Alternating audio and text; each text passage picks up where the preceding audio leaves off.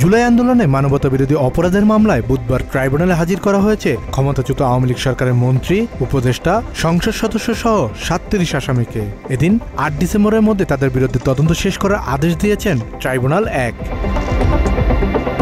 এ বিষয়ে chief prosecutor Tajul Islam বলেন, আওয়ামী লীগের শীর্ষ নেতৃবৃন্দের বিরুদ্ধে তদন্ত শেষ পর্যায়ে, শিগগিরই তাদের বিরুদ্ধে দায়ের করা হবে পৃথক মামলা। কিন্তু এখানে অনেকের বিরুদ্ধে কিন্তু আলাদা আলাদাভাবে তদন্ত হয়ে তাদের বিরুদ্ধে চার্জশিট দাখিল হয়েছে, ফর্মাল চার্জও দাখিল হয়েছে। এরকম করে ২-৩ করে গ্রুপ করে সবার বিরুদ্ধেই প্রায় তদন্ত রিপোর্ট সমাপ্তির দিকে আছে। খুব সহসাই এদের বিরুদ্ধে তদন্ত রিপোর্ট এবং ফর্মাল চার্জ দাখিল হবে, এদের বিরুদ্ধেও আনুষ্ঠানিক বিচার শুরু হয়ে যাবে। এদিকে শেখ হাসিনা সহ ৩ জনের বিরুদ্ধে মানবতাবিরোধী অপরাধ মামলায় চতুর্থ দিনের মতো যুক্তিতর্ক উপস্থাপন করে প্রসিকিউশন। মাত্র ৩০% টাকায় জমির মালিক হয়ে নতুন বাংলাদেশের গড়ে তোলার স্বপ্ন দেখা বাংলা বসতি। এ সময় প্রসিকিউশন হাসিনার বিভিন্ন কল রেকর্ড, আন্দোলন দমনে মারণাস্ত্রের ব্যবহার ও হেলিকপ্টার থেকে গুলি ছোড়ার সত্যতা প্রমাণে যুক্তি উপস্থাপন করেন।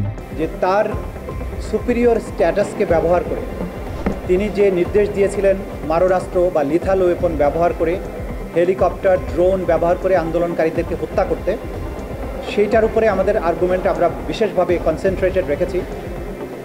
এখানে আমরা ৩ জন ব্যক্তির সাথে শেখ হাসিনার যে টেলিফোনে কথোপকথন, একটা হচ্ছে ফজলেনুর তাপসের সাথে তার কথোপকথন, আরেকটা হচ্ছে ঢাকা বিশ্ববিদ্যালয়ের তদানীন্তন ভিসি মাকসুদ কামালের সাথে তার কথোপকথন এবং হাসানুল হক ইনুর সাথে তার একাধিক কথোপকথন।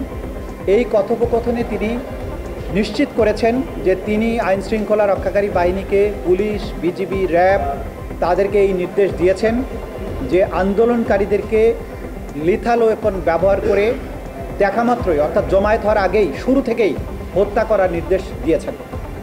এই অর্ডারটা যে সত্যিকার অর্থে তিনি দিয়েছিলেন সেই ব্যাপারে পুলিশ বাহিনীর তদানীন্তন যিনি প্রধান, তিনি সরাসরি কোর্টে সাক্ষী দিয়ে বলেছেন যে এই লিথাল ওয়েপন ব্যবহার করা, হেলিকপ্টার ব্যবহার করা বা ড্রোন ব্যবহার করার ব্যাপারে নির্দেশনা তিনি পেয়েছিলেন। প্রধানমন্ত্রী স্বরাষ্ট্রমন্ত্রীকে বলেছিলেন, স্বরাষ্ট্রমন্ত্রী তাকে টেলিফোন করে জানান যে প্রধানমন্ত্রী তাকে এই নির্দেশ দিয়েছেন। বিস্তারিত প্রমাণ এতটাই অকাট্যভাবে তুলে ধরা হয়েছে। এই আদালত শুধু নয়, আমরা যেটা বারবার বলেছি যে এই এভিডেন্স দিয়ে আন্তর্জাতিক কোনো আদালত হোক, বিশ্বের যে কোনো দেশের যে কোনো আদালতে তোলা হোক, অকাট্যভাবে এই অপরাধীদের, এই আসামিদের অপরাধ প্রমাণিত হবে। বৃহস্পতিবার হাসিনার বিরুদ্ধে রাষ্ট্রপক্ষের যুক্তিতর্ক উপস্থাপন শেষ হবে বলে জানিয়েছে চিফ প্রসিকিউটর। আমরা আশা করছি, চেষ্টা করব শেষ করতে, তারপরে হয়তো ডিফেন্স বলবেন, এরপরে হয়তো আমাদের জবাব দেওয়ার বিষয়। কাজী পাপ্পু, বাংলা এডিশন।